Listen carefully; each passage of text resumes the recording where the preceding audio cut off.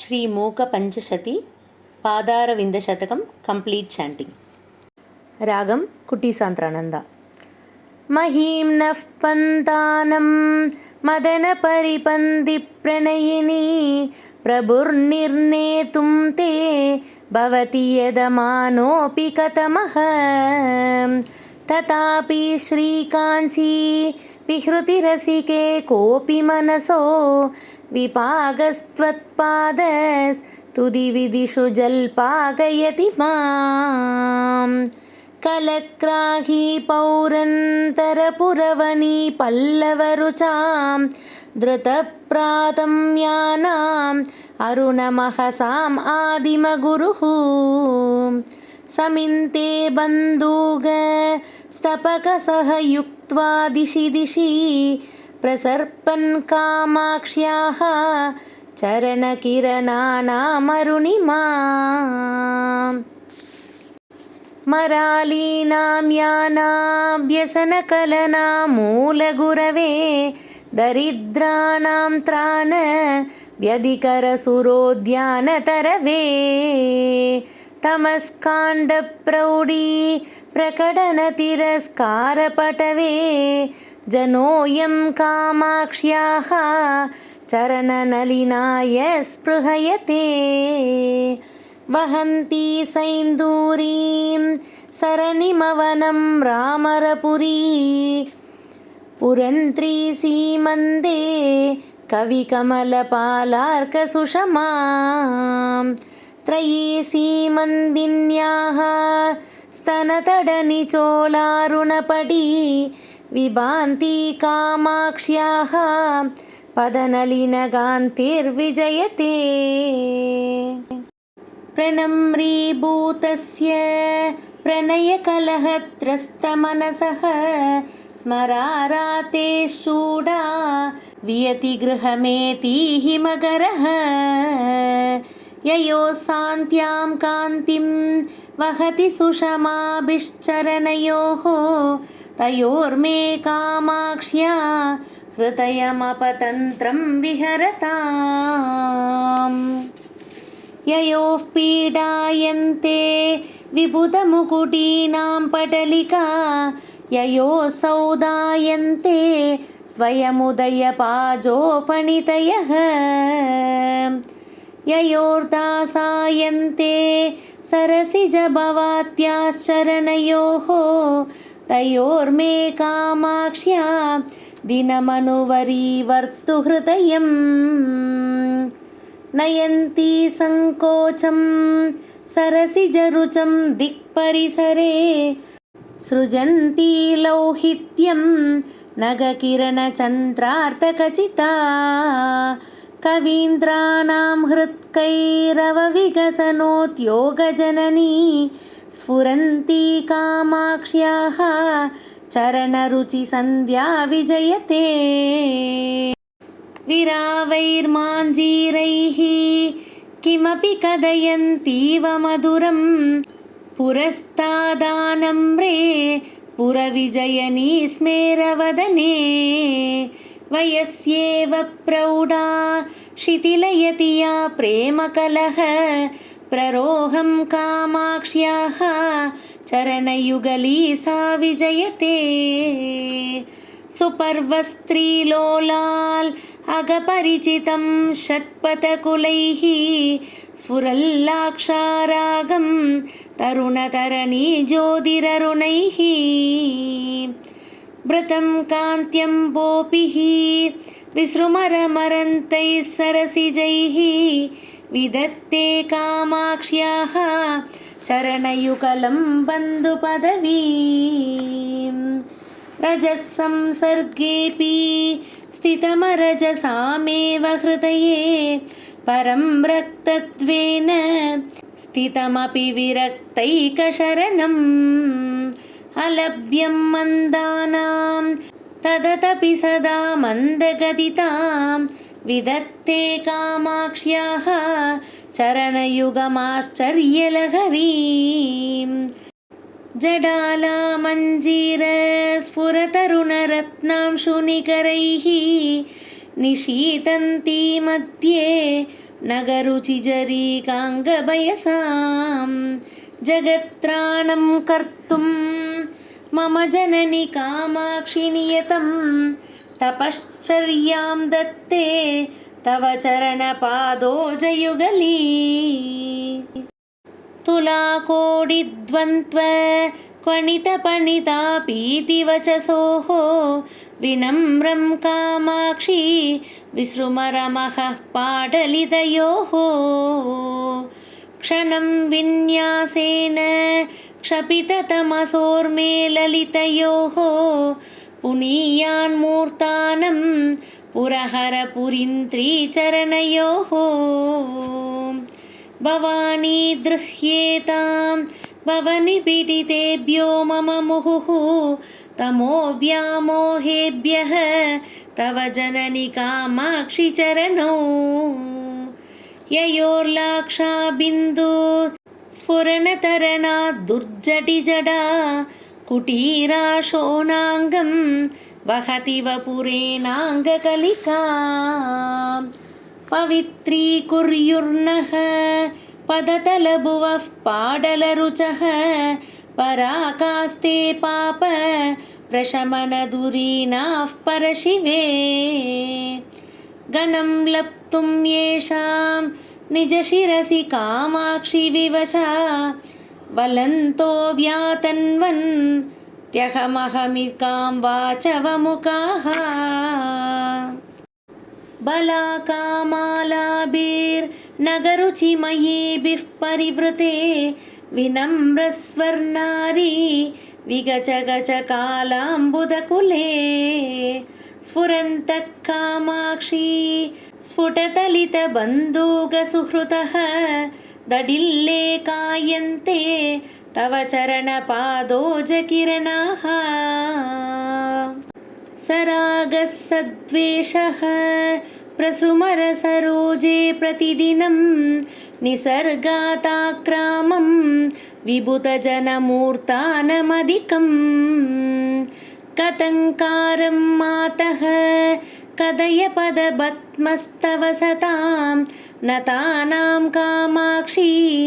प्रकटयति कैवल्यसरणीं जबालक्ष्मीशोनो जननि परमज्ञाननलिनी विकासव्यासङ्गो विफलितजगज्जाट्यकरिमा मनः पूर्वात्रं मे तिलकयतु कामाक्षि तरसा तमस्काण्डद्रोही तव चरणपादोजरमणः नमस्कुर्मः प्रेङ्मुन् मणिकटकनीलोत्पलमहः वयोदौरिङ्गद्भिः नगकिरणफेनैर्तवलिते स्फुटं कुर्वाणाय प्रपलचलदौर्वाणलशिका विदर्कं कामाक्ष्याः सततमरुणिम्ने चरणयोः शिवे पाशायेतां हलगुणितमखूबकुहरे दिनाधीशायेतां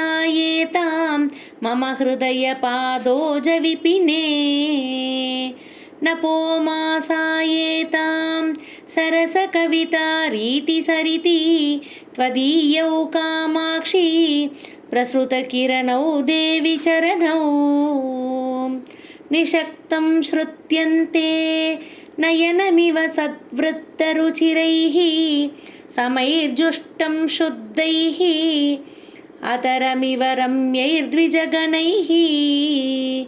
शिवे वक्षोजन्म त्विदयमिव मुक्ताश्रितमुमे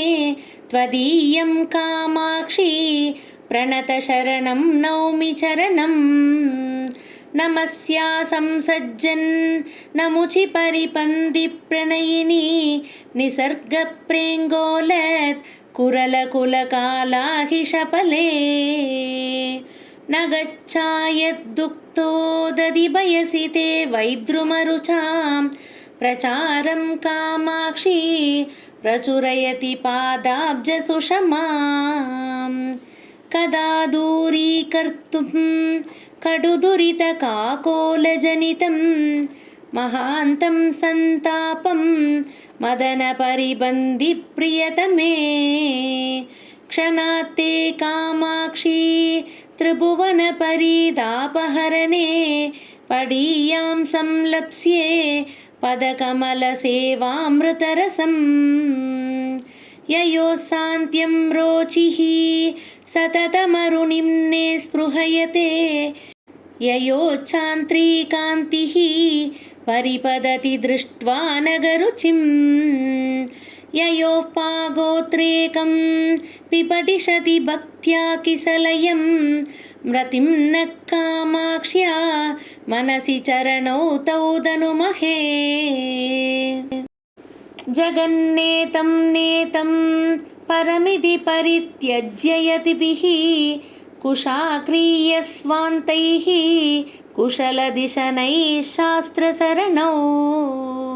कवेश्यं कामाक्षी ध्रुवमकृतकानां गिरिसुते गिरामैतं पर्यं तव चरणपद्मं विजयते कृतस्नानं शास्त्रामृतसरसि कामाक्षि नितरां ततानं वैशत्यं कलितरसमानन्दसुदया अलङ्कारं भूमेः मुनिजनमनश्चिन्मयमः वयोदेरन्दस्तं तव चरणरत्नं मृगयते मनोगेः मोहोत् भवति मिरपूर्णे मम मुहुः दरिद्राणि कुर्वन् दिनकरसहस्राणि किरणैः विदत्तां कामाक्षी प्रसुमरतमो वञ्जनजनः क्षणार्तं सान्नित्यं चरणमणिदीपो जननि ते कवीनां चेतोवन् नगररुचिसम्पर्कि विभुत स्रवन्ती स्रोतावत् पडुमुखरितं हंसकरवैः दिनारम्भश्रीवन् नियतमरुणच्छायसुभगं मदन्तः कामाक्ष्याः स्फुरतु पदपङ्गेरुहयुगम् सदा किं सम्वर्गात् प्रकृतिकठिनैर्नागिमकुटैः तडैर्निहारार्त्रेः अधिगमनुना योगिमनसा विबिन्ते सम्मोहं शिशिरयति भक्तानपि दृशाम् अदृश्यं कामाक्षी प्रकटयति ते पादयुगलम् पवित्राभ्यामम्ब प्रकृतिमृदुलाभ्यां तव शिवे पदाभ्यां कामाक्षी प्रसपमभिभूतैश्चकितैः प्रवालैरम्बोजैः अभिचवनवासव्रतदशाः सदैवारभ्यन्ते परिचरितनानाद्विजगणैः चिरादृश्या हंसैः कथमपि सता हंससुलभं निरस्यन्ति जाट्यं नियतजडमत्यैकशरणम् अतो हव्यासङ्गा सततमपि दोषाब्धिमलिनं वयोजं कामाक्ष्याः परिहसति पादाब्जयुगली सुराणामानन्द प्रपलनतया मण्डनदया नगेन्दुज्योत्स्नाभिः विसृमरतमखण्डनतया वयोजश्रीद्वेष प्रतरततया त्वच्चरणयोः विलासकामाक्षी प्रकटयति नैषाकरदशाम् सितिं नागान्तीनां नगरजनुषां पादनलिन शवीनां शोणिम्ना तव जननि कामाक्षि नमने लभन्ते मन्दार क्रदितनवबन्धूककुसुम स्रजां सामीचीन्यं सुरपुरपुरन्त्रीकचपराः स्फुरन्मध्ये शुद्धे नगकिरणदुक्ताब्धिपयसां वहन्नब्जं चक्रं तरमपि च लोकात्मगतया श्रुतो मात्स्यं रूपं श्रियमपि ददानो निरुपमां त्रिधामा कामाक्ष्याः पदनलिननामा विजयते नगश्रीसन्नद्ध स्तपकनिशितस्वैश्च किरणैः विशङ्गैः कामाक्षी प्रकटितलसत्पल्लवरुचिः सदां कम्यशृङ्गे सकलफलदाता सुरतरुः त्वदीयपादोऽयं दुहिनगिरिराजन्यतनये वषट्कुर्वन्माञ्जीर् कर्मलहरी हवींषि प्रोद्दण्डं ज्वलति परमज्ञानदहने महीयान् कामाक्षी स्फुटमहसि जोहोति सुधियां मनोवेद्यां मातः तव चरणयज्वागिरिसुते महामन्त्रं किञ्चिन् मणिकटकनादैर्मृदजपन् क्षिपन् दिक्षु स्वच्छं नगरुचिमयं भास्मनरजः नतानां कामाक्षी प्रकृतिवडुरुच्चाट्य ममता पिशाचीं पादोऽयं प्रकटयति ते मान्त्रिकदशाम् उदिते बोधेन्दौ तमसि निदरां जग्मुषिदशां दरिद्रां कामाक्षी प्रकटमनुरागं विदधती सितेनाच्चात्याङ्गं नगरुचिपडेनाङ्घ्रियुगली पुरन्त्री ते मातः स्वयमपि सरद्येव हृदयम् दिनारम्भः सम्पन् नलिनविपिनानाम् अभिनवो विगासो वासन्तः सुखविपिगलोकस्य नियतः प्रदोषः कामाक्षी प्रकटपरमज्ञानशशिनः चकास्ति त्वत्पाद स्मरणमहिमा शैलतनये धृतच्चायं नित्यं सरसिरुहमैत्रीपरिचितं निदानं दीप्तीनां निखिलजगतां बोधजनकं मुमुक्षूणां मार्ग प्रदनपडु कामाक्षि पदवीं पदं ते पादङ्गीं परिकलयते पर्वतसुते शनैस्तीर्त्वा मोहां बुद्धिमदसमारोढुमनसः क्रमात् कैवल्याख्यं सुकृतिसुलभां सौदवलभीं लभन्ते निःश्रेणीमिव जडिति कामाक्षि चरणं पुरश्चर्याभिस्ते पुरमदनसीमन्दिनि जनाः प्रचण्डार्तिक्षोभ प्रमदनकृते प्रादिपसरीत् प्रवाहप्रोद्दण्डी करणजलताय प्रणमतां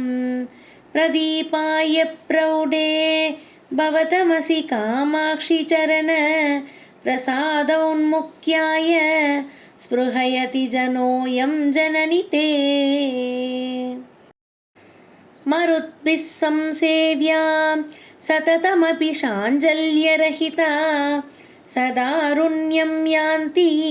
परिणतिदरिद्रानसुषमां गुणोत्कर्षान्मञ्जीर्अजकलकलैर्दर्जनपटुः प्रवालं कामाक्ष्याः परिहसति पादाब्जयुगली जगत्रक्षादक्षा जलजरुचिशिक्षा पडुतरा सुरैर्नम्या रम्या सततमपि गम्या बुधजनैः त्वयि लीलालोला श्रुतिषु सुरबालादिमुकुडी तडीसी माता मा तव जननि कामाक्षि पदयोः गिरां दूरौ शोरौ जडिमतिमिराणां कृतजगत् परित्राणौ शोणौ मुनिहृदयलीलैकनिपुणौ नगैस्मेरौ सारौ निगमवचसां खण्डितभव ग्रहोन्मादौ पादौ तव जननि कामाक्षि कलये अविश्रान्तं भङ्गं यदपि कलयन् यावकमयं निरस्यन् कामाक्षी प्रणमनजुषां पङ्कमखिलं दुलाकोटिद्वन्द्वं तदतपि च कच्छन्न तुलतां गिरां मार्गं पादो गिरिवरसुते लङ्घयति ते प्रवालं सव्रीडं विपिनविवरे वेपयति वा स्फुरल्लीलं बाला तपमधिकबालं तदति या रुचिं शान्त्यां वन्द्यां विरचयति या वर्तयतु ता शिवं मे कामाक्ष्याः पदनलिनपाडल्यलहरी किरज्योत्स्नारीतिं नगमुखरुचा हंसमनसां विदन्वानः प्रीतिं विगचतरुणाम्बोरुहरुचिः प्रकाशश्रीपादस्तव जननि कामाक्षि तनुते शरत्कालप्रौढीं शशिशकलचूडप्रियतमे नकाङ्कूरस्मेर द्युतिविदति गङ्गाम्बसि सुखं कृतस्नानं ज्ञानामृतम् अमलमास्वाद्य नियतम् उदञ्चन्माञ्चीर स्फुरणमणिदीपे मम मनोज्ञे कामाक्ष्याः चरणमणिहर्म्ये विहरताम् भवाम्बोधौ नौकां जडिमविपिने पावकशिखाम् अमर्त्येन्द्रादीनाम् अतिमुकुडम् उत्तं सकलिकां जगत्तापज्योत्स्नाम् अकृतकवचः पञ्जरपुटे शुगस्त्रीं कामाक्ष्याः मनसि कलये पादयुगली परात्मप्राकाश्य प्रतिफलनचुञ्जुः प्रणमतां मनोज्ञत्वत्पादो मणिमुकुरमुद्रां कलयते यदीयां कामाक्षी प्रकृतिमसृणा शोधकदशां विधातुं चेष्टन्ते बलरिपुवतूडीकचपराः अविश्रान्तं तिष्ठन् अकृतकवचकन्दरपुटी कुटीरान्तः प्रौढं नगरुचिसडालीं प्रकटयन् प्रचण्डं गण्डत्वं नयतु मम कामाक्षि तरसा तमो वेदण्डेन्द्रं तव चरणकण्डीरवपतिः पुरस्तात् कामाक्षी प्रचुररसमा कण्डलपुरी पुरन्त्रीणां लास्यं तव ललितमालोक्य शनकैः नगश्रीविस्मेरा बहुविधनुते नूपुररवैः चमत्कृत्याशङ्गे चरणयुगली चाडुरचनाः सरोजं निन्दन्ती नगकिरणकर्पूरशिशिरा निषिक्तामारारेः मुकुटशशिरेखा हिमजलैः स्फुरन्ती कामाक्षी स्फुटरुचिमये पल्लवचये तवादत्ते मैत्रीं पदिकसुदृशा पादयुगली नतानां सम्पत्तेः अनवरदमाकर्षणजपः प्ररोहत्संसार प्रसरकरिमस्तम्भनजपः त्वदीयकामाक्षी स्मरहरमनो मोहनजपः पडीयान्नः पायात् वदनलिनमञ्जीरनिनतः वितन्वीतानाते मम शिरसि कामाक्षि कृपया पदाम्बोजन्यासं पशुपरिभृटप्राणदयिते पिबन्तो यन्मुत्रां प्रकटमुपकम्पापरिसरं दृशानानन्त्यन्ते नलिनभवनारायणमुखाः प्रणामोत्यद्बृन्दारगमुकुडमन्दारकलिका विलोलल्लोलम्ब प्रकरमयधूमप्रचुरिमा प्रदीप्तपादाब्ज द्युतिविदति पाडल्यलहरी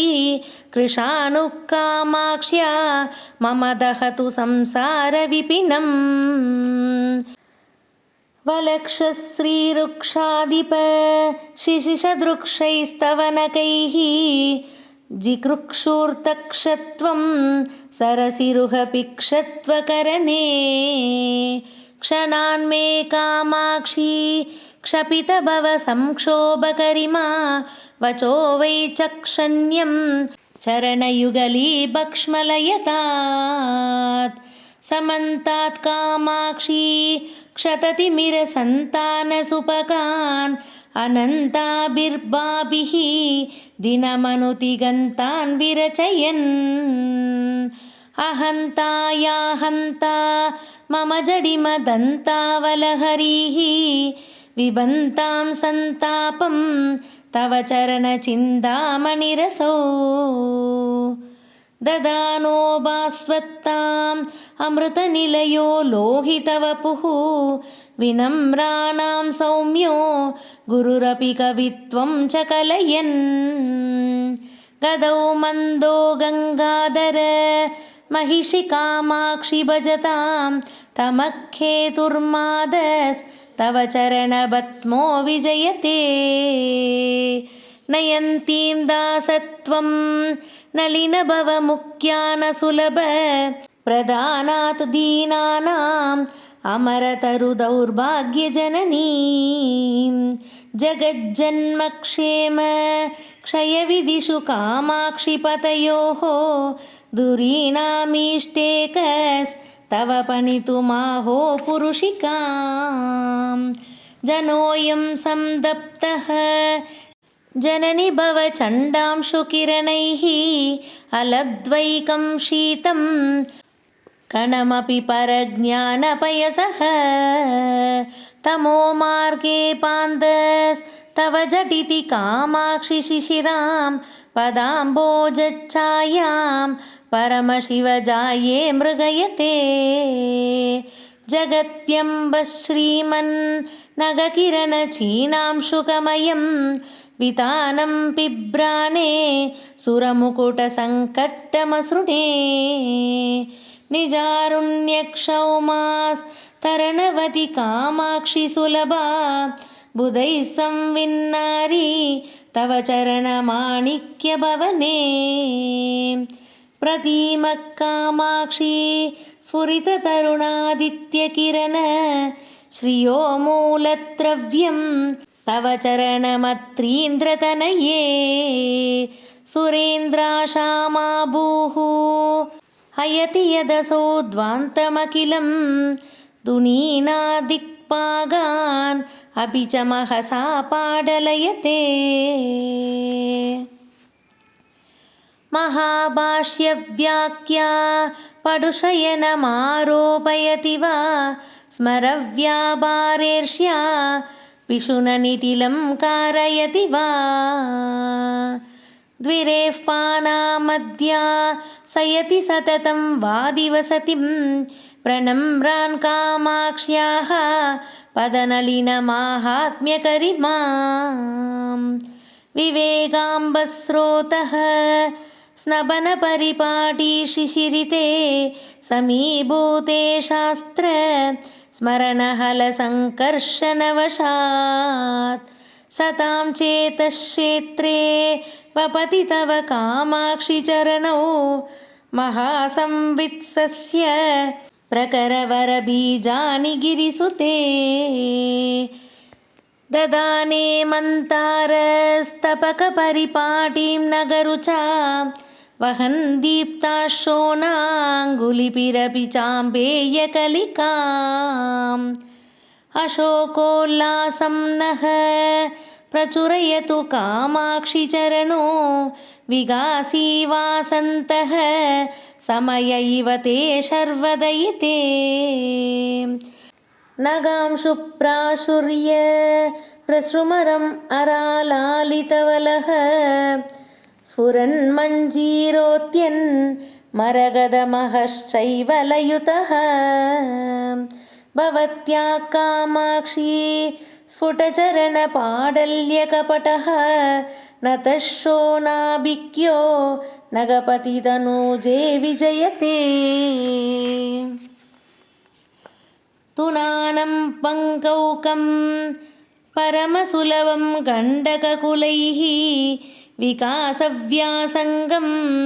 विदतदपराधीनमनिशम् नगेन्तुज्योत्स्नाभिः विशतरुचि कामाक्षि नितराम् असामान्यं मन्ये सरसिजमितं ते पदयुगम्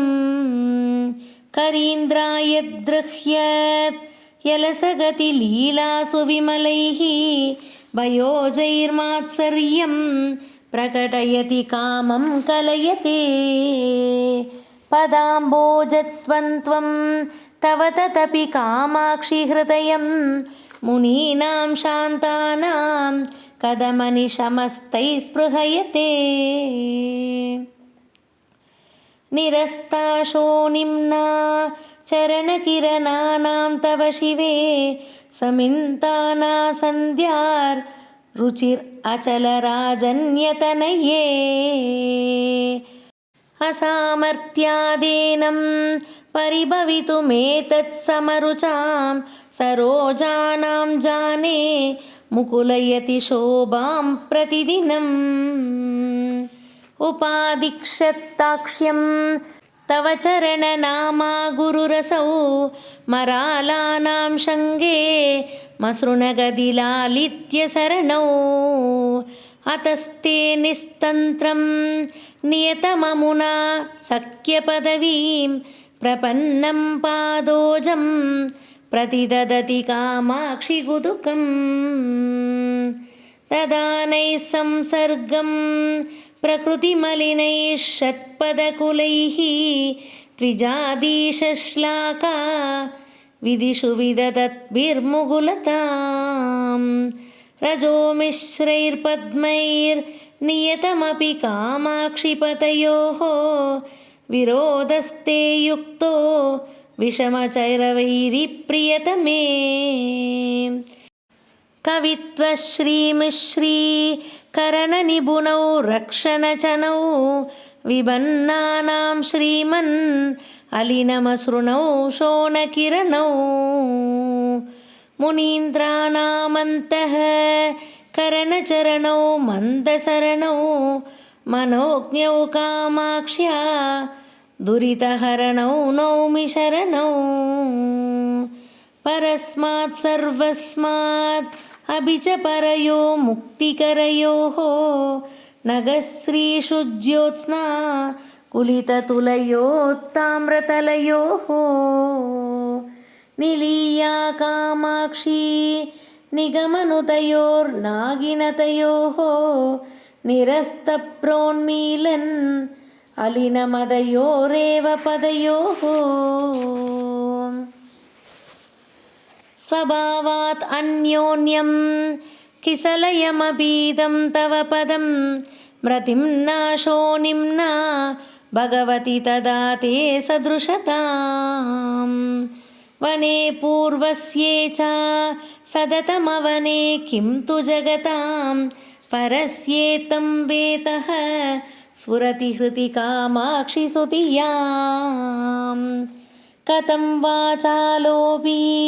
प्रकटमणिमञ्जीरनिनदैः सदैवानन्दार्त्रान् विरचयति वाचं यमजवान् प्रकृत्या ते शोणचविरपि च कामाक्षि चरणो मनीषा नैर्मल्यं कथमिव नृणां मांसलयते चलदृष्णावीची परिचलनपर्याकुलतया मुहुर्प्रान्तस्तान्तः परमशिव वामाक्षि परवान् दिदीर्क्षो कामाक्षी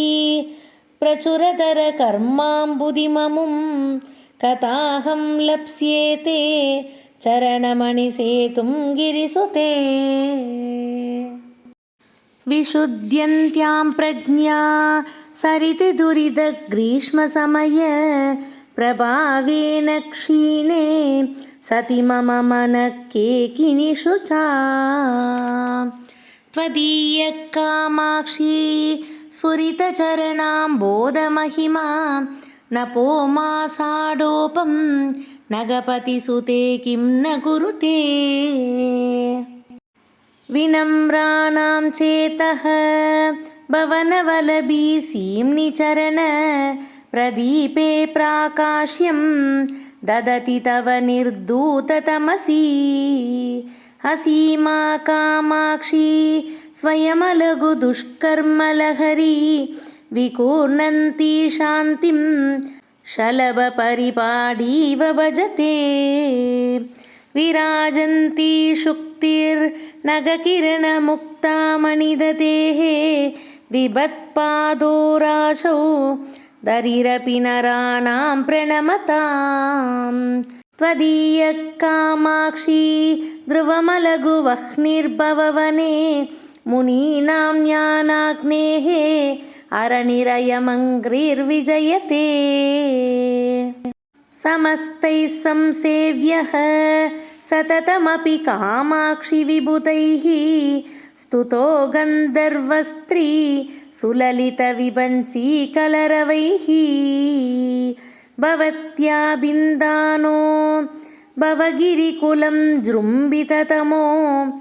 बलद्रोही मातश्चरणपुरुहूतो विजयते वसन्तं भक्तानाम् अपि मनसि नित्यं परिलसत् घनच्छायापूर्णं शुचिमपि नृणां तापशमनं नगेन्तुज्योत्स्नाभिः शिशिरमपि भस्मोदयकरं नमामः कामाक्ष्या शरणमधिकाश्चर्यकरणम् कवीन्द्राणां नानावनितिगुणचित्रीकृतवचः प्रभञ्जव्यापार प्रकटनकलाकौशलनिधिः अतः कुर्वन्नब्जं सनकभृगुमुख्यैर्मुनिजनैः नमस्य कामाक्ष्या शरणपरमेष्टि विजयते भवत्या कामाक्षी स्फुरितपदपङ्गेर्हभुवां पराकाणां पूरैः परिहृतकलङ्कव्यतिकरैः नतानामामृष्टे हृदयमुकुरे निर्मलरुचि प्रसन्ने निःशेषं प्रतिफलति विश्वं गिरिसुते तव त्रस्तं पादात् किसलयमरण्यान्तरमहात् परं रेखारूपम् अमलममुमेवाश्रितमभूत् जितानां कामाक्षी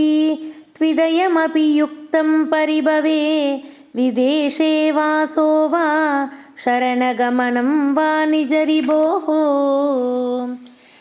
गृहीत्वा यातार्थ्यं निगमवचसां देशिककृपा कडाक्षार्कज्योतिष्शमितमपतापन्ततमसः यतन्ते कामाक्षी प्रतिदिवसमन्तर्दृढयितुं त्वदीयं पादाब्जं सुकृतपरिपागेन सुजनाः जडानामभ्यम्ब स्मरणसमये त्वच्चरणयोः भ्रमन्मन्दक्ष्माभृत् कुमुदमिदसिन्धुप्रतिपटाः प्रसन्ना कामाक्षी प्रसपमदरस्पन्दनकलाः भवन्ति स्वच्छन्तं प्रकृतिपरिभक्वाः पणितयः वहन्नभ्यश्रान्तं मधुरनिनतं हंसकमसौ तमेवादः कर्तुं किमिव यदते केलिकमने भवस्यैवानन्दं विदतदपि कामाक्षि चरणो भवत्यास्तद्रोहं भगवति किमेवं विदनुते यदत्यन्तं दाम्यत् यलसकदिवार्तावपि शिवे तदेतत् कामाक्षि प्रकृतिमृदुलं ते पदयुकं गिरीडैः सङ्कट्टं कदमिव सुरौकस्य सहते मुनीन्द्राणामास्ते मनसि च कदं सूचिनिशिते मनोरङ्गे मत्के विपुतजनसम्मोदजननी सराकव्यासङ्गं सरसमृतुसञ्चारसुभका मनोज्ञा कामाक्षी प्रकटयतु लास्यप्रकरणं रणन्मञ्जीराते चरणयुगली नर्तकवतुः परिष्कुर्वन्मातः पशुपतिकभर्तं च विषये पराचां हृद्बत्मं परनपणिदीनां च मकुडं भवाक्ये पादौ तौ परिहरतु कामाक्षि ममता पराधीनत्वं मे परिमुषितपादोजमहिमा प्रसूनैः सम्भर्गात् अमरतरुणी कुन्दलभवैः अभीष्टानां दानात् अनिशमपि कामाक्षि नमतां स्वसङ्गात् कङ्गेली प्रसवजनकत्वेन च तव त्रिधा दत्ते वार्तां सुरपिरीतिपादो गिरिसुते महामोहस्तेन व्यधिकरभयात् बालयदियो विनिक्षिप्तं स्वस्मिन् मुनिजनमनोरत्नमनिशं सरागस्योद्रेगात् सततमपि कामाक्षि तरसा किमेवं पादोऽसौ किसलयरुचिं चोरयति ते सदा स्वातुङ्गारं विषयलहरी शालिकनिकां समास्वाद्यश्रान्तं हृतयशुकभूतं जननि ते कृपाजाले फाले क्षणमहिषि कामाक्षिरभसात् गृहीत्वा रुन्दितास्तव पदयुगी पञ्जरपुटे दुनानां कामाक्षी स्मरणलवमात्रेण जटिम ज्वरप्रौढिं कूड स्थितिनिगमनैकुञ्जगुहरे अलभ्यं सर्वेषां गदि च न लभन्ते सुकृदिनः चिरातन्विष्यन्तस्तव चरणसिद्धौषधमितं रणन्मञ्जीराभ्यां ललितगमनाभ्यां सुकृदिनां मनोवास्तव्याभ्यां मदितधिमिराभ्यां नगरुचा नितेयाभ्यां पद्या निजशिरसि कामाक्षि सततं नमस्ते पादाभ्यां नलिनमृदुलाभ्यां गिरिसुते सुरागे रागेन्तु प्रतिनिधिमुखे पर्वतसुते चिराल्लभ्ये भक्त्या शमदनजनानां परिषता मनोभृङ्गो मत्कः पदकमलयुग्मे जननि ते प्रकामं कामाक्षि त्रिपुरहर वामाक्षि रमतां शिवे संविद्भाषैः शशिशकलचूडप्रियतमे शनैर्गत्या जितमदगजेन्द्रे गिरिसुते यदन्ते सन्तस्ते जननि चरणालानयुगले सदा पत्तुं चित्त प्रमरकरियूदं दृढतरं यशस्सूते मादर् मधुरकवितां पक्ष्मलयते श्रियं दत्ते चित्ते कमपि परिपागं प्रदयते सतां पाशक्रान्तिं शिथिलयति ते किं न कुरुते प्रबन्ने कामाक्ष्याः प्रणतिपरिपाडी चरणयोः मनीषां माहेन्द्रीं खगुभिवसदां कामपि दशां प्रदत्ते कामाक्ष्याः चरणतरुणादित्यकिरणैः यदीये सम्वर्गे धृतरसमरन्ता कवयतां परिभागं दत्ते परिमलवती सूक्तिनलिनी पुरामारारादिः पुरमजयदम्बस्तव शतैः प्रसन्नायां यस्य द्वैदुहिनशैलेन्द्रतनये पदं तत्कामाक्षी स्फुरतु तरसा कालसमये समायाते मातर्मम मनसि पादाब्जयुगली भवत्वं मन्दं गदिषु निवसन्तं हृदि सतां गिरामन्ते भ्रान्तं कृतकरहितानां परिभृटे जनानामानन्दं जननि जनयन्तं प्रणमतां त्वदीयं कामाक्षी प्रतिदिनमहं नौमि विमलम् इदं यः कामाक्ष्याः चरणनलिनस्तोत्रशतकं जपेन्नित्यं भक्त्या निखिलजगदाह्लादजनकं स विश्वेषां वन्त्यः सकलकविलोकैकतिलकः चिरं भुक्त्वा भोगन् परिणमति चित्रूपकलया पादारविन्दशतकं सम्पूर्णम्।